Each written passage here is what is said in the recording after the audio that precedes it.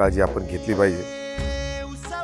बऱ्याच असे video social मीडियाच्या माध्यमातून सत्यता जनतेसमोर आणताना अनेक जण माझ्या बाबतीत अफवा करतात। सौ सपना भरत मोरे या उद्धव बाळासाहेब ठाकरे शिवसेना मशाल चिन्ह घेऊन उभे आहेत।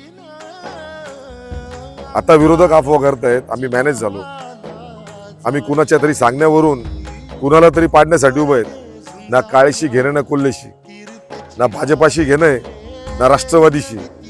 आमच्या सोबत आहे महाविकास आघाडी, कोणाच्या सांगण्यावरून नाही आणि मायबाप जनता कुणाला मॅनेज नाही आणि मी माघार घेण्यासारखं नाही, ही माझ्या बाबतीत अफवा उठवली जाते। 2 हात एक मस्तक। निवडून दिल्यानंतर 5 वर्ष सतत तुमच्या संपर्कात, तुमचं कुठलंही काम असो तुमच्या कामाला 100% प्रामाणिकपणे निर्मळ स्वच्छ हेतूने तुमचं काम करण्यासाठी येणार।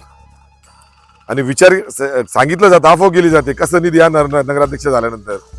आमचे शिवसेनेचे खासदार आहेत भाऊसाहेबजी वागचौरे साहेब, त्यांचा इतिहास आहे, इतिहास बघा त्यांचा। अनेक ठिकाणी साहेबांनी निधी दिलाय।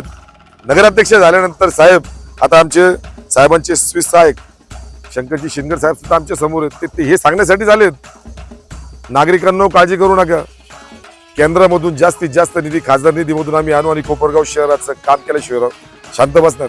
आणि कोण म्हणतो आमदार खासदारच पाहिजेत, मंत्री पाहिजे? सर्वसामान्य माणूस सुद्धा जास्तीत जास्त निधी आणून कोपरगाव शहर वासियांचे काम करू शकतो, त्यातली आम्हाला सगळी माहिती आहे।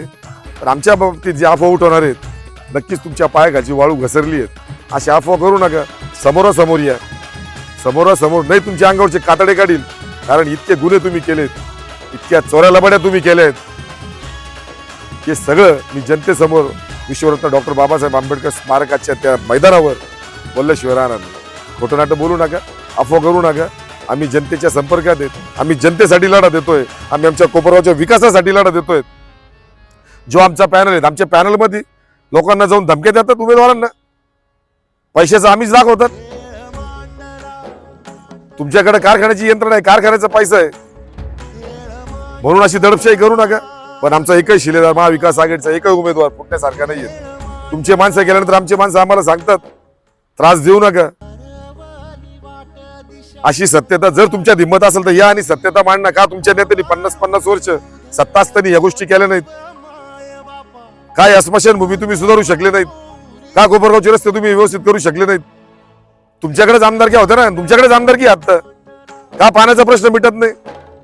आणि मग आमदार साहेब म्हणतात माझा नगराध्यक्ष तुम्ही निवडून द्या, मग काम होतील। तुम्ही आमदार आहेत ना तालुक्याचे, मग का तुमच्याकडून काम होते? नगराध्यक्षकडून काय होणार आहेत?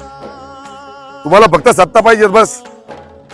आलेला निधी कसा वाटवायचा आणि कसं त्याचं कमिशन तुम्ही सगळ्यांनी वाटून खायचं, हाच धंदा तुमचा आहे, हा असा आरोप आहे आमचा। आमच्यावर आरोप करतात, आमच्या बाबतीत अफवा करतात। जनतेला स्पष्टपणे सांगतो आमच्या बाबतीत अफवा करतायत, कारण यांच्या पायाखालची वाळू घसरली आहे आणि मरेपर्यंत आम्ही कोपरगावची सेवा करणार। मुख्याधिकारी साहेब, आता तुम्हाला शेवटची वॉर्निंग, एवढ्या 8-10 दिवसाच्या आत याचा निकाल लावा।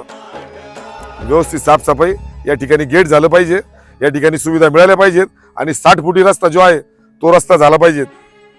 निवडणुकीशी मला घेणं नाही, जनतेच्या हितासाठी, जनतेच्या आरोग्यासाठी, जनतेच्या वहिवाटीसाठी, जनतेच्या उद्योग व्यापारासाठी तो रस्ता झाला पाहिजे। जय हिंद, जय महाराष्ट्र, जय संविधान।